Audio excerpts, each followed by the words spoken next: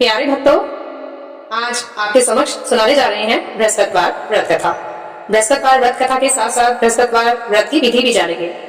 कोई भी भक्त जो बृहस्पतिवार का व्रत कर रहा है, कथा सुनते समय उसे अपने समक्ष एक लोटा जल, थोड़ी सी पीले चने की दाल, थोड़ा सा गुड़, थोड़े से मुनक्के अपने समक्ष रखकर ही कथा करने बैठना चाहिए। और कथा की समाप्ति के बाद इन सब चीजों का क्या करना है वो भी हम आपको कथा की समाप्ति के बाद बताएंगे। चलिए शुरू करते हैं बृहस्पतिवार के व्रत की विधि। बृहस्पतिवार के दिन जो भी स्त्री पुरुष व्रत करे उसको चाहिए कि वह दिन में एक ही समय भोजन करे, क्योंकि बृहस्पतिश्वर भगवान का इस दिन पूजन होता है। भोजन पीले चने की दाल आदि का करे, परंतु नमक नहीं खावे और पीले वस्त्र पहने, पीले ही फलों का प्रयोग करें, पीले चंदन से पूजन करें। पूजन के बाद प्रेम पूर्वक गुरु महाराज की कथा सुननी चाहिए। इस व्रत को करने से मन की इच्छाएं पूरी होती हैं और बृहस्पति भगवान बहुत ही प्रसन्न होते हैं। धन, पुत्र, विद्या तथा मनोवांछित फलों की प्राप्ति होती है। परिवार में सुख तथा शांति बनी रहती है। इसीलिए यह व्रत सर्वश्रेष्ठ और अति फलदायक सब स्त्री व पुरुषों के लिए है। इस व्रत में केले का पूजन करना चाहिए। कथा और पूजन के समय मन, कर्म, वचन से शुद्ध होकर जो इच्छा हो बृहस्पति देव से प्रार्थना करनी चाहिए। उसकी इच्छाओं को बृहस्पति देव अवश्य पूर्ण करते हैं, ऐसा मन में दृढ़ विश्वास रखना चाहिए। तो चलिए अब शुरू करते हैं बृहस्पतिवार व्रत कथा। एक समय की बात है कि भारतवर्ष में एक राजा राज्य करता था। वह बड़ा ही प्रतापी और दानी था। वह नित्य प्रति मंदिर में दर्शन करने जाता था। वह ब्राह्मण और गुरु की देश सेवा किया करता था। एक समय की बात है कि भारतवर्ष में एक राजा राज्य करता था। वह बड़ा ही प्रतापी और दानी था। वह नित्य प्रति मंदिर में दर्शन करने जाता था। वह ब्राह्मण और गुरु की सेवा किया करता था। उसके दरवाजे से कोई भी निराश होकर नहीं लौटता था तथा वह प्रत्येक गुरुवार को व्रत रखता एवं पूजन करता था। हर एक दिन गरीबों की सहायता करता था, परंतु यह सब बातें उसकी रानी को अच्छी नहीं लगती थी। वह न व्रत करती और न किसी को एक पैसा तक दान में देती थी तथा राजा से भी ऐसा करने को मना किया करती थी। एक समय की बात है कि राजा तो शिकार के लिए वन को गए हुए थे। घर पर रानी और दासी थी। उस समय गुरु बृहस्पति एक साधु का रूप धारण कर राजा के दरवाजे पर भिक्षा मांगने गए। रानी से भिक्षा मांगी तो वह कहने लगी कि हे साधु महाराज, मैं इस दान और पुण्य से तो तंग आ गई हूँ। मेरे से तो घर का कार्य ही समाप्त नहीं होता। इस कार्य के लिए तो मेरे पतिदेव ही बहुत है। अब आप इस प्रकार की कृपा करें कि वह सब धन नष्ट हो जाए तथा मैं आराम से रह सकूं। साधु बोले, हे देवी, तुम तो बड़ी विचित्र हो। संतान और धन से कोई दुखी नहीं होता है, इसको सभी चाहते हैं। पापी भी पुत्र और धन की इच्छा करता है। अगर आपके पास धन अधिक है तो भूखे मनुष्यों को भोजन कराओ, प्याऊ लगवाओ, ब्राह्मणों को दान दो, धर्मशाला बनवाओ, कुआं, तालाब, बावड़ी, बाग बगीचों आदि के निर्माण कराओ तथा निर्धन मनुष्यों की कुंवारी कन्याओं का विवाह कराओ और अनेक यज्ञादि कर्म करो। इस प्रकार के कर्मों से आपके कुल का और आपका नाम प्रलोक में सार्थक होगा एवं स्वर्ग की प्राप्ति होगी। मगर वह रानी इन बातों से खुश न हुई। वह बोली, हे साधु महाराज, मुझे ऐसे धन की भी आवश्यकता नहीं है जिसे अन्य मनुष्यों को दान दो तथा जिसको संभाल कर रखने में ही मेरा सारा समय बर्बाद हो जाए। साधु ने कहा, हे देवी, तुम्हारी ऐसी इच्छा है तो ऐसा ही होगा। मैं तुम्हें बताता हूँ, वैसा ही करना। बृहस्पतिवार के दिन घर को गोबर से लीपना, अपने केशों को धोना, केशों को धोते समय स्नान करना, राजा से कहना वह हजामत करवाए, भोजन में मांस मदिरा खाना, कपड़ा धोबी के यहाँ धुलने डालना। इस प्रकार 7 बृहस्पतिवार करने से तुम्हारा सब धन नष्ट हो जाएगा। यह कहकर वह साधु वहाँ से अंतर ध्यान हो गए। रानी ने साधु के कहने के अनुसार वैसा ही किया। 3 बृहस्पतिवार ही बीते थे कि उसका समस्त धन संपत्ति नष्ट हो गया और भोजन के लिए भी दोनों समय परिवार तरसने लगा तथा सांसारिक भोगों से दुखी रहने लगे। तब वह राजा रानी से कहने लगा कि रानी, तुम यहाँ पर रहो, मैं दूसरे देश को जाऊं, क्योंकि यहाँ पर मुझे सभी मनुष्य जानते हैं, इसीलिए कोई कार्य भी नहीं कर सकता। देश छोड़ी प्रदेश भी बराबर है। ऐसा कहकर राजा प्रदेश चला गया, जहाँ जंगल में जाता और लकड़ी काट कर लाता और शहर में बेचता। इस तरह जीवन व्यतीत करने लगा। इधर राजा के घर रानी और दासी दुखी रहने लगी। किसी दिन भोजन मिलता और किसी दिन जल पी कर ही रह जाती। एक समय रानी और दासी को 7 दिन बिना भोजन के व्यतीत हो गए तो रानी ने अपनी दासी से कहा कि हे दासी, यहाँ पासी के नगर में मेरी बहन रहती है, वह बहुत धनवान है। तुम उसके पास जाओ और वहाँ से 5 सेर बेजर मांग कर ले आओ, जिससे कुछ समय के लिए हमारा गुजारा हो जाएगा। इस प्रकार रानी की आज्ञा मानकर दासी रानी की बहन के पास गई तो रानी की बहन उस समय पूजन कर रही थी, क्योंकि उस रोज बृहस्पतिवार का दिन था। जब दासी ने रानी की बहन को देखा तो उससे बोली, हे रानी, मुझे तुम्हारी बहन ने भेजा है, मेरे लिए 5 सेर बेजर दे दो। इस प्रकार दासी ने अनेक बार कहा, परंतु रानी ने कुछ भी उत्तर नहीं दिया, क्योंकि उस समय वह बृहस्पतिवार की व्रत कथा सुन रही थी। इस प्रकार जब दासी को किसी प्रकार का उत्तर नहीं मिला तो वह बहुत दुखी हुई और क्रोध भी आया और लौटकर अपने गांव आ रानी के पास आकर बोली, हे रानी, आपकी बहन बहुत ही घमंडी है, वह छोटे लोगों से बात नहीं करती है। जब मैंने उससे तुम्हारा संदेश कहा तो उसने कोई भी उत्तर नहीं दिया। मैं वापस चली आई। रानी बोली, हे दासी, इसमें उसका कोई दोष नहीं है। जब बुरे दिन आते हैं तब कोई सहारा नहीं देता। अच्छे बुरे का पता तो विपत्ति में ही रहता है। जो ईश्वर की इच्छा होगी वही होगा। यह सब हमारे भाग्य का दोष है। इधर उस रानी ने देखा कि मेरी बहन की दासी आई थी, परंतु मैं उससे नहीं बोली। इससे वह बहुत दुखी हुई होगी। यह सोच कथा को सुन और विष्णु भगवान का पूजन समाप्त कर वह रानी अपनी बहन के घर चल दी और जाकर अपनी बहन से कहने लगी, हे बहन, जिस समय तुम्हारी दासी मेरे पास गई थी तब मैं बृहस्पतिवार का व्रत कर रही थी, परंतु जब तक कथा होती है तब तक न उठते हैं और न बोलते हैं, इसीलिए मैं न बोली। कहो दासी, क्यों गई थी? रानी बोली, बहन, हमारे घर में अनाज नहीं था। वैसे तुमसे कोई बात छिपी नहीं है, इस कारण मैंने दासी को तुम्हारे पास 5 सेर बेजल लेने के लिए भेजा था। रानी बोली, बहन, बृहस्पति भगवान सबकी मनोकामनाओं को पूर्ण करते हैं। देखो, शायद तुम्हारे घर में अनाज रखा हो। इस प्रकार का वचन जब रानी ने सुना तो अंदर गई और वहां उसे एक घड़ा बेजल का भरा मिल गया। तब तो वह रानी और बांदी बहुत ही खुश हुई और दासी कहने लगी, हे रानी, देखो, वैसे हमको जब भोजन नहीं मिलता तो हम रोज ही व्रत करते हैं। अगर इनसे व्रत की विधि और कथा पूछ ली जाए तो उसे हम भी किया करेंगे। तब उस रानी ने अपनी बहन से पूछा कि हे बहन, बृहस्पतिवार के व्रत की कथा कैसे है तथा यह व्रत कैसे करना चाहिए? रानी की बहन ने कहा, इस व्रत में चने की दाल मुनक्का से विष्णु भगवान का केले की जड़ में पूजन करें तथा दीपक जलावें, पीला भोजन करें तथा कहानी सुने। इस प्रकार करने से गुरु भगवान प्रसन्न होते हैं, अन्न, पुत्र एवं धन देते हैं, मनोकामना पूर्ण करते हैं। इस प्रकार रानी और दासी दोनों ने निश्चय किया कि बृहस्पति भगवान का पूजन जरूर करेंगे। 7 दिन बाद जब बृहस्पतिवार का दिन आया तो उन्होंने व्रत रखा। गुड़साल में जाकर चना गुड़ बीन लाई तथा उसकी दाल से केले की जड़ का तथा विष्णु भगवान का पूजन किया। अब भोजन पीला कहाँ से आवे? बेचारी बहुत दुखी हुई, परंतु उन्होंने व्रत किया था, इस कारण गुरु भगवान प्रसन्न थे। वह महात्मा के रूप में 2 थालों में सुंदर पीला भोजन लेकर आए और दासी को देकर बोले, हे दासी, यह तुम्हारे और रानी के लिए है, तुम दोनों इस भोजन को करना। दासी भोजन पाकर बहुत प्रसन्न हुई और रानी से बोली, चलो रानी जी भोजन कर लो। रानी को इस विषय का कुछ भी पता नहीं था, इसीलिए वह दासी से बोली, तू ही भोजन कर, क्योंकि तू हमारी व्यर्थ में ही हंसी उड़ाती है। दासी बोली, एक महात्मा भोजन दे गए हैं। रानी कहने लगी, वह भोजन तेरे लिए ही दे गए हैं, तू ही भोजन कर। दासी ने कहा, वह महात्मा हम दोनों को 2 थालों में भोजन देकर गए हैं, इसलिए हम और तुम दोनों एक साथ ही भोजन करेंगे। इस प्रकार रानी और बांदी दोनों ने गुरु भगवान को नमस्कार कर भोजन प्रारंभ किया तथा अब वह प्रत्येक बृहस्पतिवार को गुरु भगवान का व्रत और विष्णु भगवान का पूजन करने लगे। बृहस्पति भगवान की कृपा से फिर रानी और दासी के पास धन हो गया। रानी फिर उसी प्रकार से आलस्य करने लगी। तब दासी बोली, देखो रानी, तुम पहले भी इसी आलस्य करते थे, तुम्हें धन को रखने में कष्ट होता था, इस कारण सभी धन नष्ट हो गया है। अब गुरु भगवान की कृपा से धन मिला है तो फिर तुम्हें आलस्य होता है। बहुत मुश्किलों के बाद हमने धन पाया है, इसीलिए हमें दान पुण्य करना चाहिए। तुम भूखे मनुष्यों को भोजन कराओ, प्याऊ लगवाओ, ब्राह्मणों को दान दो, कुआं, तालाब, बावड़ी आदि का निर्माण कराओ, मंदिर पाठशाला बनवाकर दान दो, कुंवारी कन्याओं का विवाह करो, धन को शुभ कार्यों में खर्च करो, जिससे तुम्हारे कुल का यश बढ़े तथा स्वर्ग प्राप्त हो और पितृ भी प्रसन्न हों। तब रानी ने इसी प्रकार के क्रम करने प्रारंभ कर दिए तो उसका काफी यश फैलने लगा।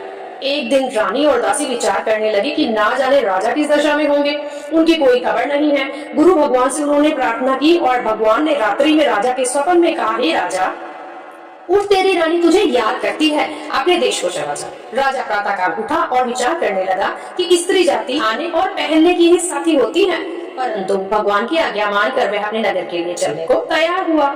इससे पूर्व जब राजा प्रदेश चला गया था तो प्रदेश में दुखी जीवन व्यतीत करने लगा था। प्रतिदिन जंगल में से लकड़ी बीन कर लाता और उन्हें शहर में बेचकर अपने दुखी जीवन को बहुत ही कठिनता से व्यतीत करता था। एक दिन राजा दुखी हो अपनी पुरानी बातों को याद करके रोने लगा।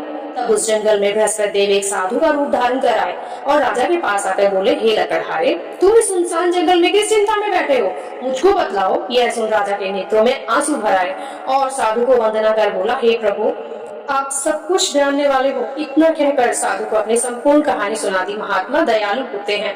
वे राजा से बोले, हे राजा, तुम्हारी स्त्री ने बृहस्पति देव का अपराध किया था, जिस कारण तुम्हारी यह दशा हुई। अब तुम किसी प्रकार की चिंता मत करो, भगवान तुम्हें पहले से अधिक धन देगा।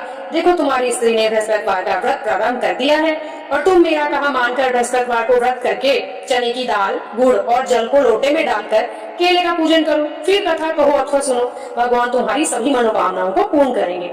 साधु को प्रसन्न देखकर राजा बोला, हे प्रभु, मुझे लकड़ी बेचकर इतना पैसा नहीं मिलता जिससे भोजन करने के उपरांत मैं कुछ बचा सकूं। मैंने रात्रि में अपनी रानी को व्याकुल देखा है, मेरे पास कुछ भी नहीं जिससे मैं उसकी खबर मंगवा सकूं, और फिर मैं कौन सी कहानी कहूं यह भी तो मुझे पता नहीं है। साधु ने कहा, हे राजा, तुम किसी बात की चिंता मत करो।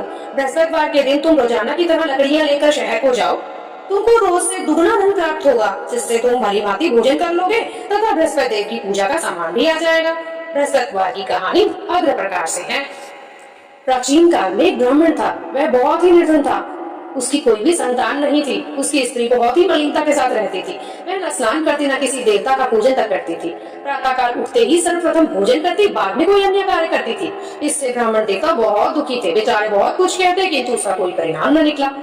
भगवान की कृपा से ब्राह्मण की स्त्री के कन्या रूपी रत्न पैदा हुआ और वह कन्या अपने पिता के घर में ही बड़ी होने लगी। वह बालिका प्रातः स्नान करके विष्णु भगवान का जाप करने लगी, बृहस्पतिवार का व्रत करने लगी।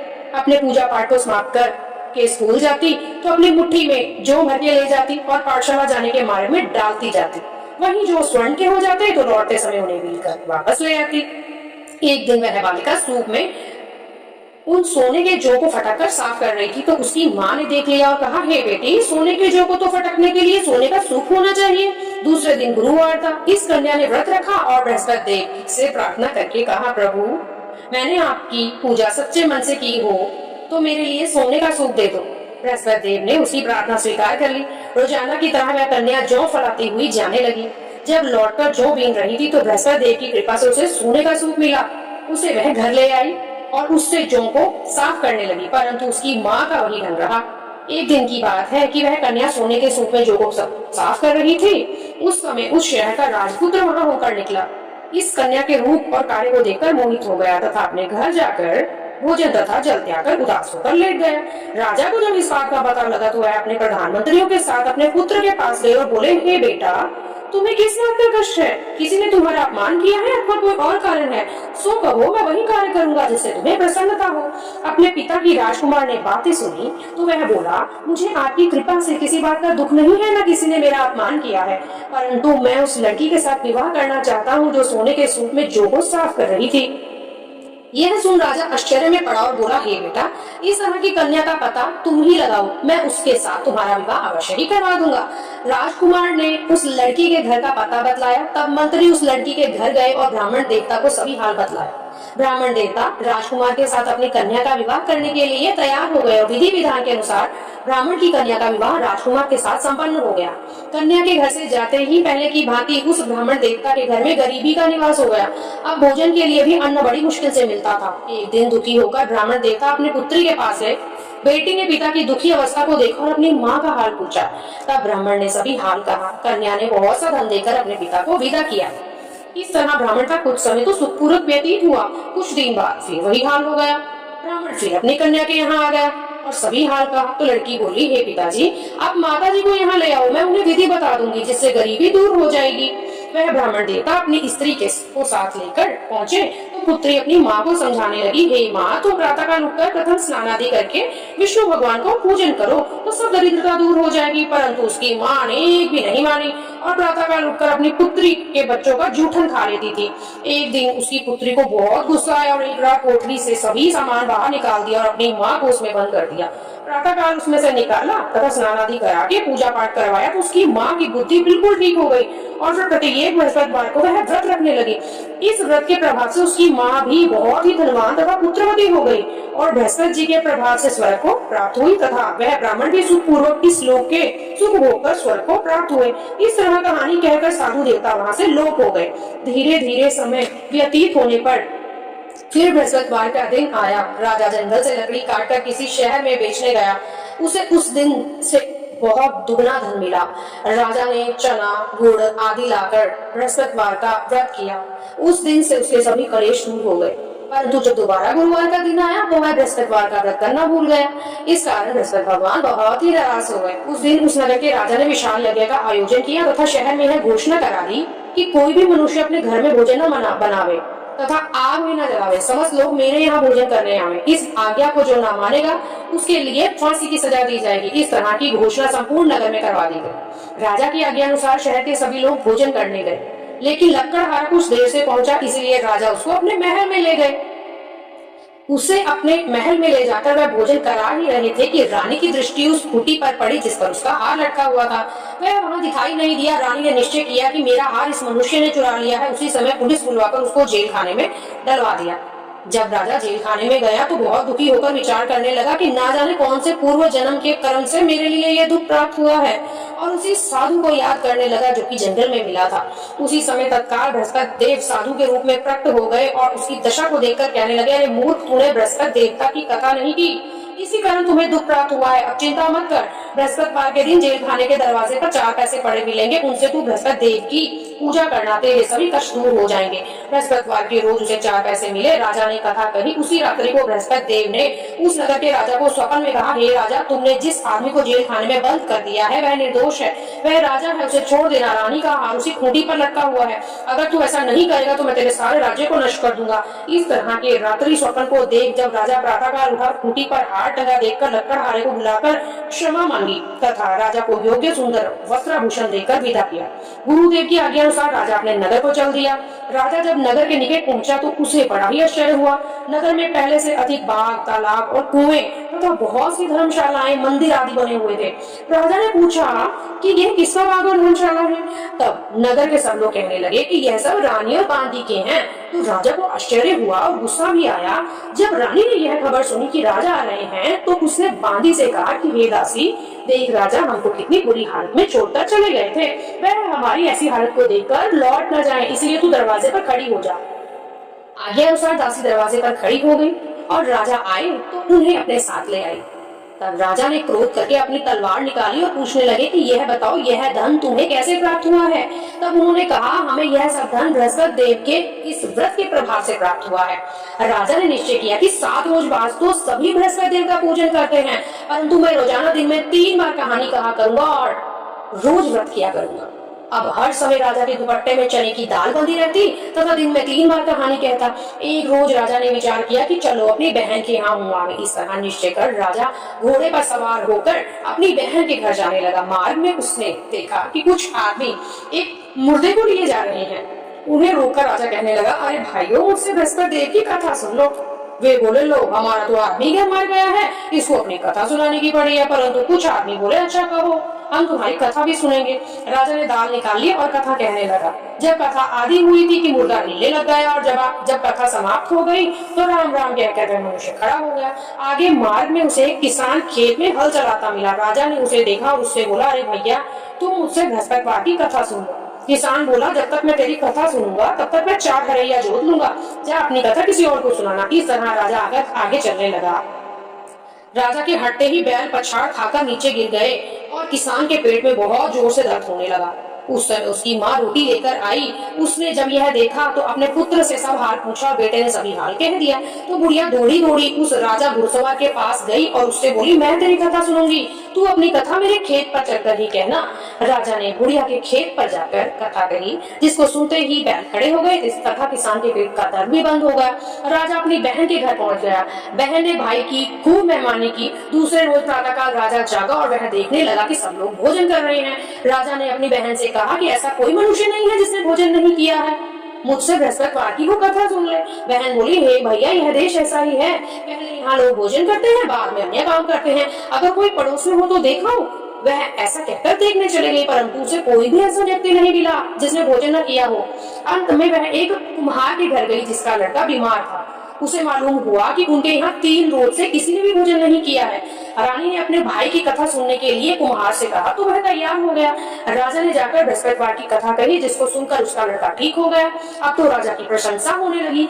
एक दिन राजा ने अपनी बहन से कहा कि हे बहन, हम अपने घर को जाएंगे, तुम भी तैयार हो जाओ। राजा की बहन ने अपनी सास से पूछा तो सास बोली, हाँ चली जा, परंतु अपने लड़कों को मत लेके जाना, क्योंकि तेरे भाई की कोई संतान नहीं होती है। बहन ने अपने भैया से कहा, हे भैया, मैं तो चलूंगी मगर मेरा कोई बालक नहीं जाएगा।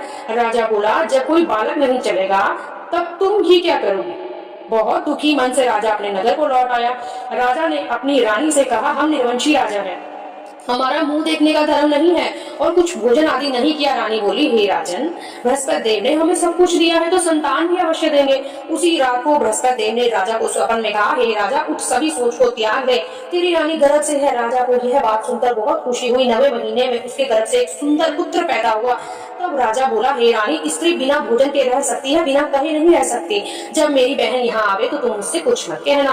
रानी ने सुनकर हाँ कर दी। जब राजा की बहन ने यह शुभ समाचार सुना तो वह बहुत खुशी हुई और बधाई लेकर अपने भाई के घर आई। तभी रानी ने कहा, घोड़ा चढ़कर तो नहीं आई, गधा चढ़कर आई। मतलब जब तुम्हारा भाई तुम्हें लेने गया था तब तो तुम नहीं आई, अब तुम अपने आप आ गई। राजा की बहन बोली, भाभी, मैं इस प्रकार न कहती तो तुम्हें औलाद कैसे मिलती। बृहस्पति देव ऐसे ही हैं, जैसे जिसके मन में मनोकामनाएं होती हैं सभी को पूर्ण करते हैं। जो सद्भाव पूर्ण बृहस्पतिवार का व्रत करता है, कथा पढ़ता है, सुनता है और दूसरों को सुनाता है, बृहस्पति देव उसकी सभी मनोकामनाओं को पूर्ण करते हैं। भगवान बृहस्पति देव उनकी सदैव रक्षा करते हैं। संसार में सच्ची भावना और श्रद्धा से भगवान जी का पूजन व व्रत करते हैं, उनकी सभी मनोकामनाएं पूर्ण होती हैं। जैसे सच्ची भावना से रानी और राजा ने उनकी कथा का गुणगान किया तो उनकी सभी इच्छाएं बृहस्पति देव जी ने पूर्ण की थी। इसीलिए सबको कथा सुनने के बाद प्रसाद लेकर जाना चाहिए, हृदय से उनका मनन करते हुए जयकारा बोलना चाहिए। बोलो बृहस्पति देव की जय, विष्णु भगवान की जय। इति बृहस्पतिवार की कथा समाप्त। तो चलिए अब बृहस्पति देव जी की आरती कर लेते हैं। ओम जय बृहस्पति देवा, स्वामी जय बृहस्पति देवा, चिन्ह चिन्ह भोग लगाऊं, चिन्ह चिन्ह भोग लगाऊं, मैं फल और मेवा। ओम जय बृहस्पति देवा, तुम पूर्ण परमात्मा, तुम अंतर्यामी, स्वामी तुम अंतर्यामी, जगत पिता जगदीश्वर, तुम सबके स्वामी। ओम जय बृहस्पति देवा, चरणामृत निज निर्मल, सब मात के हरिता, प्रभु सब मात के हरिता, सकल मनोरथ दायक, कृपा करो भरिता। ओम जय बृहस्पति देवा, तन मन धन अर्पण कर, जो जन शरण पड़े प्रभु, जो जन शरण पड़े प्रभु, प्रकट तब हो कर आकर द्वार खड़े। ओम जय बृहस्पति देवा, दीन दयाल दयानिधि, भक्त हितकारी, स्वामी भक्त हितकारी, पाप दोष सब हरिता, भव बंधन हरि। ओम जय बृहस्पति देवा, सकल मनोरथ दायक, सब संशय हरि, स्वामी सब संशय हरि, विषय विकार मिटाओ, संतन सुखकारी। ओम जय बृहस्पति देवा, जो कोई आरती तेरी प्रेम सहित गावे, स्वामी प्रेम सहित गावे, जय आनंद बंद सो निश्चय पावे। ओम जय बृहस्पति देवा, जय जय बृहस्पति देवा, स्वामी जय बृहस्पति देवा, चिन्ह चिन्ह भोग लगाऊं, मैं फल और मेवा। ओम जय बृहस्पति देवा। बृहस्पतिवार कथा समाप्ति के बाद जो आपने अपने समक्ष सामग्री रखी है, जैसा कि हमने कहा था कि हम कथा के अंत में आपको बताएंगे कि इस सामग्री का आपने क्या करना है।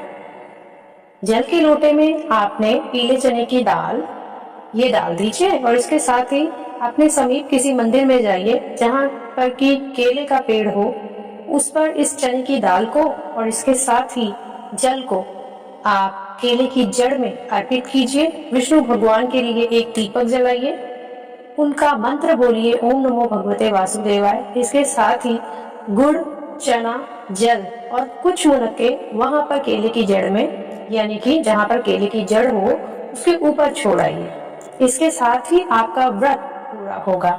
ठीक है, इसके बाद हम कर लेते हैं विष्णु भगवान जी की आरती।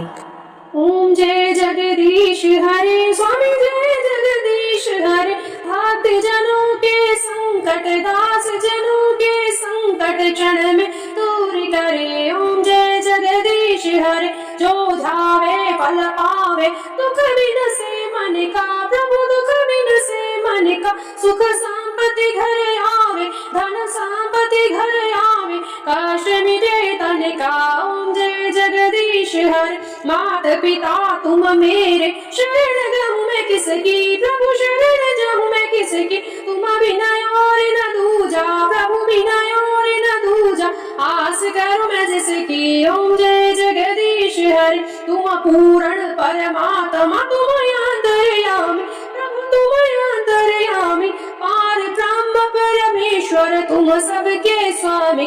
ओम जय जगदीश हरे तुम करुणा के सागर तुम्हें पालन करता प्रभु तुम्हें पालन करता मैं मूर्ख कल कामी मैं सेवक तुम स्वामी कृपा करो भरता ओम जय जगदीश हरे तुम हो एक या गोचर सबके प्राणपति प्रभु सबके प्राणपति किस विध मिलहु दया मैं तुमको मैं कुमति ओम जय जगदीश हरे दीन बंधु दुख हरता ठाकुर तुम मेरे प्रभु रक्षक तुम मेरे अपने हाथ उठाओ अपनी शरण में लाओ द्वार पढ़ू मैं तेरे ओम जय जगदीश हरे विषय विकार मिटाओ पाप हरो देवा प्रभु कष्ट हरो देवा श्रद्धा भक्ति बढ़ाओ श्रद्धा प्रेम बढ़ाओ संतन की सेवा ओम जय जगदीश हरे तन मन धन सब कुछ है तेरा